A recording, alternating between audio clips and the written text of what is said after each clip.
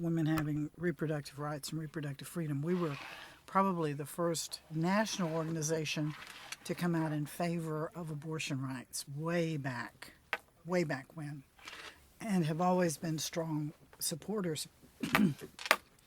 What's happened all over the country is that there have been these chipping away, slowly and surely, chipping away of various little rights. They've undertaken, the opponents have undertaken a strategy that we call targeted regulation of abortion clinics. And they initially had tried to just outlaw it various ways and weren't getting any success there. So instead they're trying to regulate it to death.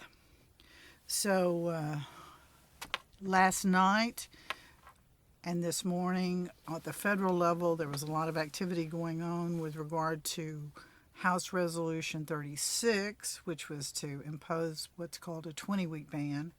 And then apparently some of the GOP women began to take issue with how restrictive that was, because it had particularly bad effects on rape victims. And they were also getting a lot of pushback. So instead of coming to a vote as planned this morning on HR 36, they switched in HR 7, which is just another way of limiting access. It's a different access thing. It's to basically keep women from being able to get insurance to cover abortion. Can they do that? They just switch in one resolution for another? Well, I mean, it had been filed, so they just moved it up to try to vote on it, and they passed it this morning, with very little notice that it was coming to a floor vote. I mean, we knew that it had been filed. This is a bill that has passed through the House 2 times before. Right. It has never gone to the floor in the Senate. Of course, this is a whole different Senate this time with the Republicans in the majority. So it may well get through the Senate. Now, we do understand that Obama's advisors are recommending that he veto it if it passes the Senate. But this is just another devilish attempt to limit access. And it falls the heaviest, like all of these limitations do, on poor women, on the most vulnerable women, young women, poor women, women of color. Rich women have always been able to get abortions. Yeah. Always. I remember when I was a young woman, people could fly to London.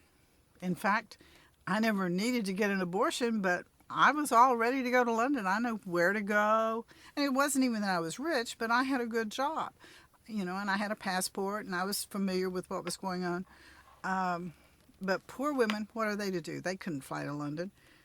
So we have the same thing going on here. In Texas, we've now got some of our clinics back open again, but we went through a period where we had all but about 7 or 8 clinics were closed. Right.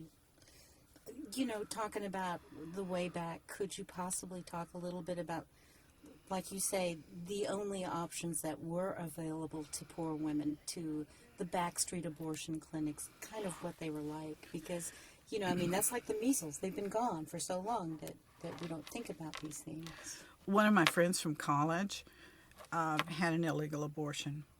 She went to a back alley abortionist in a small town and nearly died from it. The only reason she survived is that she had a little nosy landlady. She lived in a garage apartment. She was in college, lived in a garage apartment. She drove back from this. She had gone down to this place by herself, comes back, and her landlady was out in the yard when she pulled in and noticed that she was looking pale and said something about, you don't look well. And my friend said, no, I don't feel well. I'm going to go up and go to bed. A little later, the landlady thought, well, I'm going to go and see how she is, and went up, knocked on the door, and nobody answered. She knew she was there. So she went and got her passkey and went in and found my friend bleeding in bed, hemorrhaging, passed out. And of course, that was the biggest problem of these illegal abortions, was that my friend would be bled dead if she hadn't just had the luck of a nosy landlady. Yeah. Because she was, pretty critical by the time she got to the hospital. Well, Poppy, of course, we're still awaiting a decision from the Fifth Circuit Court of Appeals in New Orleans about aspects of Texas's new restrictive abortion law. Speaking of which, what are your thoughts about this fight and whether it will go all the way to the U.S. Supreme Court? I think it will go to the United States Supreme Court. I should let everyone know you are, of course, a lawyer, so this is not outside of your parade. No, I'm an attorney. I think that it will go to the United States Supreme Court. The thing that really sort of tips the balance in terms of it going up that far is whether or not there's a split in the circuits, whether, some circuit courts of appeals have ruled one way and other circuits have ruled the other way. That's the usual way in which an issue gets to the Supreme Court. And I'm not optimistic about our chances with the Fifth Circuit. So I think we'll probably have a hostile decision out of the Fifth Circuit, and that will trigger review coming because other circuits have struck down some of these hostile provisions. I think the fact also that the United States Supreme Court intervened in the sense of lifting the stay, sort of imposing a stay. It depends on where you're talking in the process. The posture of the case had been that the lower court, the district court, had ruled that these restrictions were unconstitutional, and clinics stayed open at that point. Then the state filed an appeal and asked for a stay to stay the district court's opinion, in other words, to shut the clinics down while it was pending appeal. The Fifth Circuit granted that, shut the clinics down, and then a couple of weeks later, the United States Supreme Court stepped in and basically said these clinics can open back up again while it's pending appeal. So that indicates that the Supreme Court is interested in this. It's something that they're watching. It's on their radar. So hopefully we will get review and get a resolution. Of course, it's a little scary to have this issue go before the current Supreme Court. Yeah, it's a lot scary. Changes to the law here in Texas have reduced the number of places women can go to have an abortion, as you mentioned earlier. Does this actually mean that we're taking steps backwards? Absolutely.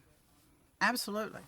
What you need to understand is that even though the Supreme Court let some of the clinics open, every time you have clinics shut down, not all of them open.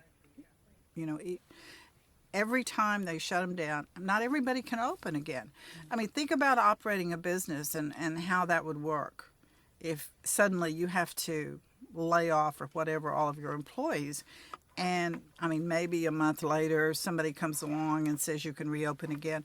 But the disruption of the business, the instability of that, your trained staff, they can't just hang around hoping they're going to have a job at some point. They have to pay the bills. They have to pay the rent. So what they have done, we have lost half of our clinics over the last 2 years in Texas. Half of them. They're gone, already gone, and they're not coming back. So what that has done is that it has eliminated access for many women in many parts of the state. We used to have a clinic in Beaumont. Those women have no clinic anymore that served East Texas, southern part of East Texas. We used to have a clinic up in the Bryan College Station area. That clinic is gone. We had some clinics in West Texas, though they're gone. And if you're lucky enough to be able to travel, you have a very long way to go. Okay, we are seeing women in Houston. I help do patient escort at a clinic, a local clinic, and we're seeing women coming in from Louisiana, from some are flying in from Dallas, and they have clinics in Dallas, but they can't get an appointment because you start shutting down, and even the women in the area where the clinics are can't get access.